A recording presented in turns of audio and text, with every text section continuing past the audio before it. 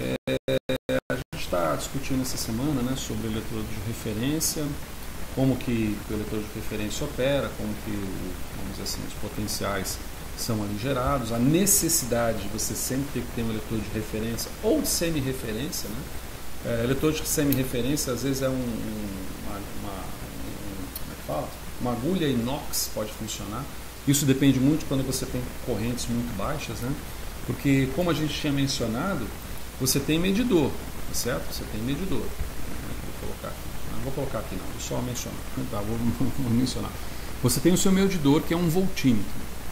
Aí você já deve ter ouvido falar por aí que o interessante para essas medidas é você ter um voltímetro de alta impedância. Então, de alta impedância é alta resistência à passagem de carga.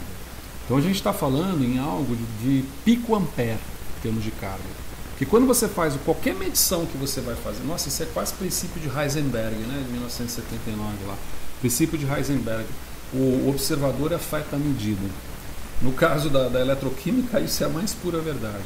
Se você tiver um voltímetro que permite passagem de alguma corrente, essa corrente vai contribuir para a queda ôhmica do sistema.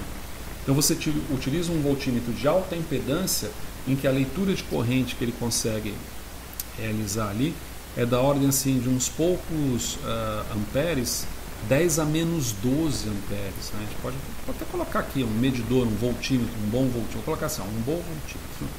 Um bom voltímetro.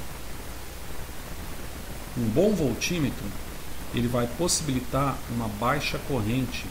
Essa baixa corrente é da ordem de 10 a menos 12 amperes, ou seja, da ordem de picoampere. Isso é necessário, isso aqui te possibilita duas coisas: realizar a medida que se deseja, ao mesmo tempo que você não altera a concentração. Vamos colocar assim, não, melhor colocar concentração. Vamos colocar concentração molar. Você não altera a concentração das espécies envolvidas. Tá? Isso aqui é apenas não é propriamente o assunto desse vídeo que eu ia colocar rápido para vocês aqui, controlando o horário. Mas o que ocorre quando você tem um voltímetro que não é um bom voltímetro, que é um voltímetro de baixa, um voltímetro de baixa impedância? Ele vai disparar uma determinada corrente elétrica, essa corrente elétrica vai ser inserida no sistema e, portanto, você vai aumentar o nível de queda ôhmica. Cara, tá vendo como a queda ôhmica aparece em tudo quanto é canto? E a queda ôhmica tem que ser preferencialmente minimizada? A queda ôhmica ocorre quando você tem os dois eletrodos, referência e trabalho, distantes um do outro em solução. Você já tem uma queda ôhmica sendo contribuída ali, a gente vem discutindo isso, tá bem? Mas o que eu queria colocar nesse vídeo aqui, é a diferença que existe, e agora eu coloquei essa coisa gorda aqui no meio, mas tudo bem, a diferença que existe entre o potencial padrão,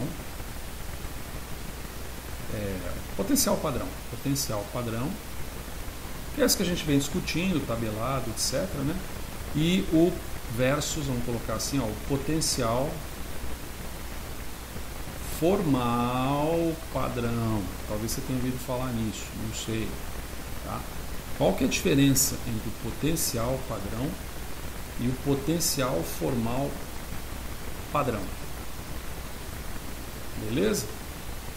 Eu vou colocar uma diferença inicial bem clara aqui. Vou colocando as diferenças aqui, tá bem?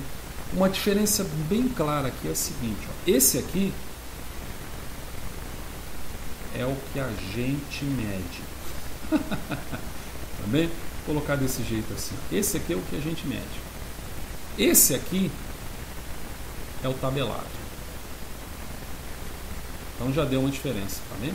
Esse potencial padrão é aquele que você vai na tabela para verificar o seu valor.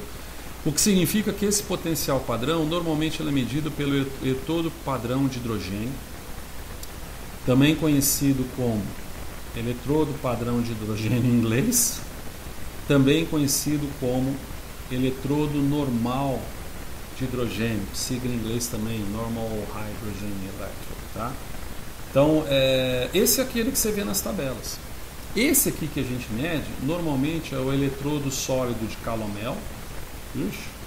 Cadê meu negócio de apagar aqui? Pera aí. Aqui, ó.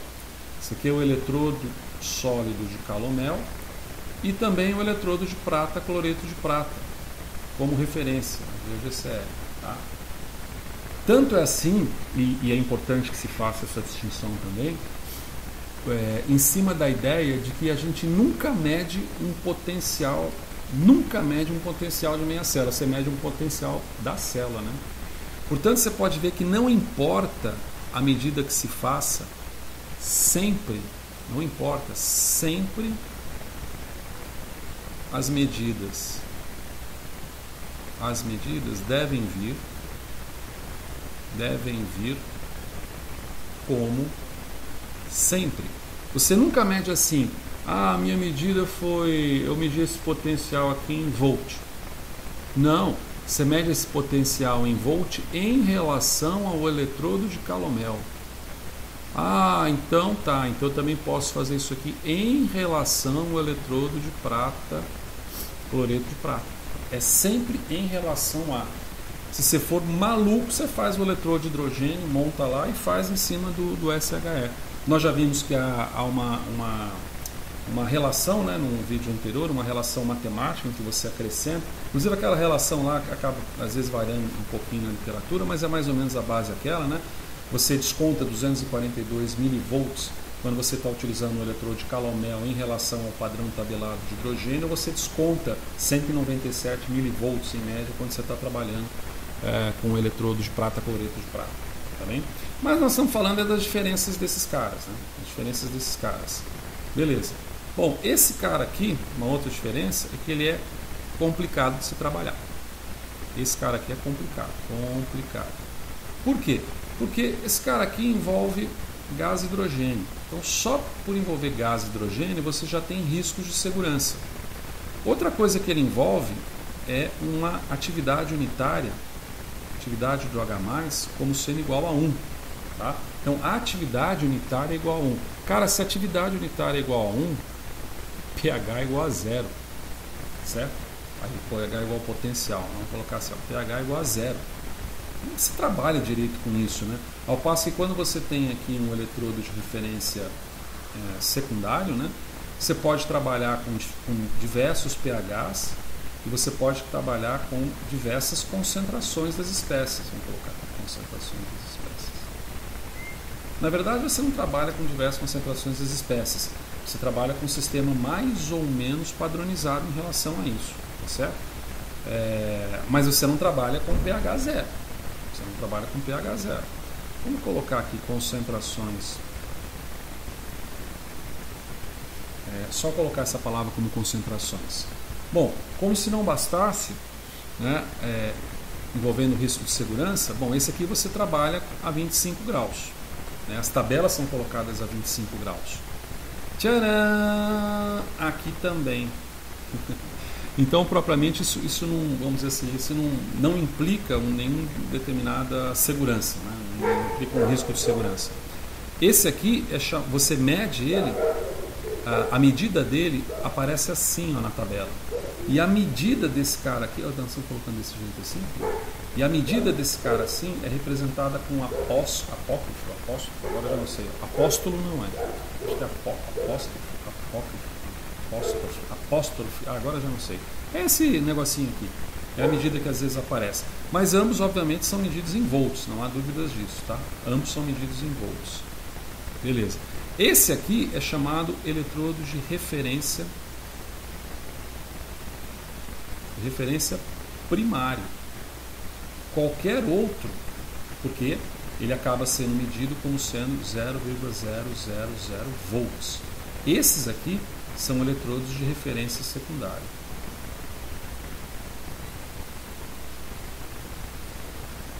Ok? Como se não bastasse, este aqui, a medida é feita em atividade. A medida é de atividade do íon. Atividade do íon. Ao passo que esse aqui, nos secundários, a medida não é de atividade. A medida é de concentração.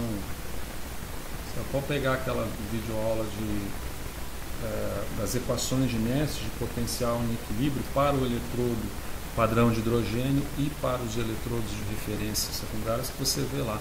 O que significa que nessa equação de Nernst eu vou ter que E vai ser igual a E0 menos RT, basicão, né?